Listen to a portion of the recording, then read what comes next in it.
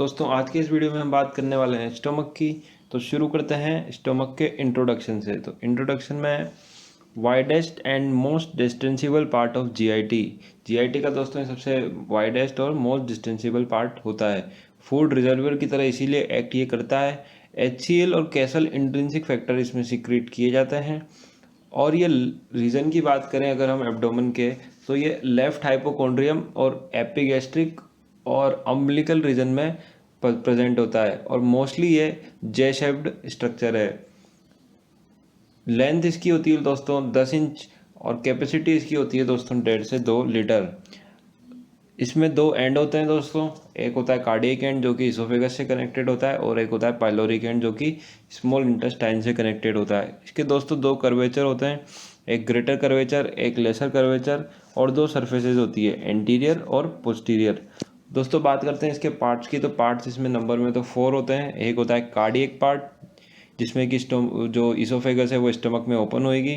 एक होता है फंडस पार्ट जो कि कार्डियक के ऊपर होता है और इसमें एयर ट्रैप्ड रहती है। और एक होती है इसकी मेन, दो तरह के हैं, एक पेरिटोनियल रिलेशंस एक विसरल रिलेशंस।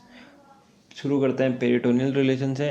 तो stomach covered with peritoneum except, कहाँ पे पेरिटोनियम एब्सेंट होती है वो है where vessels enter along its border, जब इसको सप्लाई करने के लिए आर्टरीज और वेन इसमें एंटर होती है। और बेयर एरिया, बेयर एरिया कहाँ होता है दोस्तों, जो कार्डियक ओरिफाइस होता है, यानी कि जहाँ इसोफेगस कार्डियक पार्ट में एंटर करती है स्टमक के, उसके पोस्टीरियर एस्पेक्ट में वहाँ पे होता है बेयर एरिया ऑफ स्टमक। वहाँ पे भी ये पेरिटोनियम से अनकवर्ड होता है।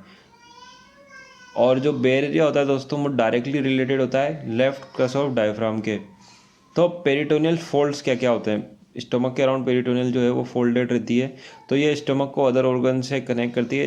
ये 4 तरह के हो सकते हैं, greater omentum, lesser omentum, gastro splenic और गैस्ट्रोफ्रेनिक। सबसे पहले शुरू करते हैं ग्रेटर ओमेंटम से। ग्रेटर कर्वेचर टू कोलोन, यानी कि ग्रेटर ओमेंटम जो है वो ग्रेटर कर्वेचर ऑफ स्टमक को कोलोन से जोड़ता है। ग्रेटर कर्वेचर में भी दोस्तों लोअर 2/3 पार्ट को। लेसर मोमेंटम की बात करें तो ये लेसर कर्वेचर से लीवर की तरफ जाता है। और बात करते हैं गैस्ट्रोस्प्लीनिक फोल्ड की, तो गैस्ट्रोस्प्लीनिक जो है वो ग्रेटर कर्वेचर को स्प्लीन से जोड़ता है, जो बची हुई ग्रेटर कर्वेचर है यानी कि अपर 1/3। और गैस्ट्रोफ्रेनिक जो लिगामेंट है वो टॉप ऑफ द फंडस को जोड़ता है डायफ्राम से, फंडस को डायफ्राम से। विसरल रिलेशंस की अब देखते हैं। तो विसरल रिलेशन में एक है एंटीरियर रिलेशन। तो एंटीरियर रिलेशन में है कि राइट हैंड साइड पे ये लेफ्ट लोब ऑफ लीवर आता है इसके स्टोमक के, and near the pylorus to quadrate lobe of liver, pylorus के नज़दीक क्वाड्रेट लोब ऑफ लीवर से ही कनेक्टेड होता है। On left half diaphragm and ribcage, left side diaphragm और रिबकेज, और लोअर हाफ जो है इसका वो राइट एब्डोमिनल वॉल से कनेक्टेड होता है। रिलेशन को हम स्टोमक बेड भी कह सकते हैं क्योंकि इन्हीं सब स्ट्रक्चर्स के ऊपर स्टोमक रेस्ट करता है। तो इसके लिए हमने एक मिनोमिक बनाया हुआ है, doctor S for kills patients mercilessly. दोस्तों ये मिनोमिक आप याद रख सकते हैं, इससे हम सारे जो पोस्टीरियर रिलेशन है उन्हें मेमोराइज कर सकते हैं। डॉक्टर के डी से है डायफ्राम, एस को 4 बार लिखें। शुरू के एस से स्प्लीन, फिर है स्प्लेनिक आर्टरी, फिर है स्प्लेनिक फ्लेक्सर। स्प्लेनिक फ्लेक्सर दोस्तों जो ट्रांसवर्स कोलोन है वो जो लेफ्ट साइड कर्व करती है, जब वो ट्रांसफर कोलोन से डिसेंडिंग कोलोन में कन्वर्ट होती है तो उसको बोलते हैं स्प्लेनिक फ्लेक्सर। फिर आता है सुप्रा रीनल ग्लैंड लेफ्ट वाली, और आता है किडनी, के से किल्स से किडनी, पी से पेशेंट से पेनक्रियाज, और मर्सीलेसली यानी कि एम से मीजोकोलोन, ट्रांसवर्स मीजोकोलोन। ठीक है दोस्तों, तो ये बात होगी इसकी पोस्टीरियर रिलेशंस की। अब बात करते हैं दोस्तों इसकी हिस्टोलॉजी की। हिस्टोलॉजी यानी कि इसकी जो स्टोमक है वो जीआईटी का पार्ट है, और जीआईटी में कोई भी पार्ट हो उसकी 4 लेयर्स में हम इसे स्टडी कर सकते हैं, यानी कि serosa, muscularis, submucosa and mucosa. ऐसे ही दोस्तों इसकी इंटीरियर की बात करें तो इसके इंटीरियर में प्रेजेंट होते हैं गैस्ट्रिक रुगे, गैस्ट्रिक पिट्स और गैस्ट्रिक केनाल। अब बात करते हैं दोस्तों इसकी आर्टेरियल सप्लाई की। मिलती है मेनली सारी सीलियक ट्रंक की ब्रांचेज हैं। तो सबसे पहले बात करते हैं लेफ्ट गैस्ट्रिक आर्टरी की, जो कि सीलियक ट्रंक की एक डायरेक्ट ब्रांच है। फिर है राइट गैस्ट्रिक आर्टरी, फिर है left gastro epiploic, right gastro epiploic और शॉर्ट गैस्ट्रिक आर्टरी। दोस्तों इनको याद करने के लिए सबसे पहले गैस्ट्रिक लेफ्ट और राइट, गैस्ट्रो एपिप्लोइक वो भी लेफ्ट और राइट, और गैस्ट्रिक एक शॉर्ट भी। ठीक है दोस्तों, अब बात करते हैं वीनस ड्रेनेज की। तो वीनस ड्रेनेज जो है वो सेम आर्टेरियल सप्लाई को, जो आर्टरी है उसी नाम की वेन मिलेगी आपको, और सारी की सारी ड्रेन करेगी पोर्टल वेन में। अब दोस्तों बात करते हैं लिम्फेटिक ड्रेनेज की। लिम्फेटिक ड्रेनेज ऑफ स्टमक पे शॉर्ट नोट आता है उसी में, ये काफ़ी इंपॉर्टेंट है। लिम्फेटिक ड्रेनेज को समझने के लिए हमने स्टोमक को 4 पार्ट में डिवाइड कर रखा है, जैसा कि आप यहाँ देख सकते हैं। सबसे पहले इस स्टोमक को हमने मिड में से काट दिया, उसके बाद इसमें राइट और लेफ्ट साइड एक एक लाइन लगाई है, एक बार ऊपर एक बार नीचे। तो इससे ये पार्ट में डिवाइड हो गया। 1 2 3 4 नंबरिंग मैंने दे रखी है। अब जो एरिया नंबर 1 है वो ड्रेन किया जाता है लेफ्ट गैस्ट्रिक लिम्फ नोड से। एरिया नंबर 2 जो है वो होता है राइट गैस्ट्रो एपिप्लेइक और पाइलोरिक लिम्फ नोड से। और एरिया नंबर 3 है पेनक्रियाटिको स्प्लेनिक लिम्फ नोड्स। और एरिया नंबर 4 जो है दोस्तों वो है right gastric and hepatic nodes से। बात करते हैं सबसे पहले सिंपैथेटिक इनर्वेशन की। सिंपैथेटिक इनर्वेशन जो है दोस्तों वो T6 से T10 स्पाइनल सेगमेंट्स से वाया ग्रेटर स्प्लेनिक नर्व से इसे सप्लाई किया जाता है।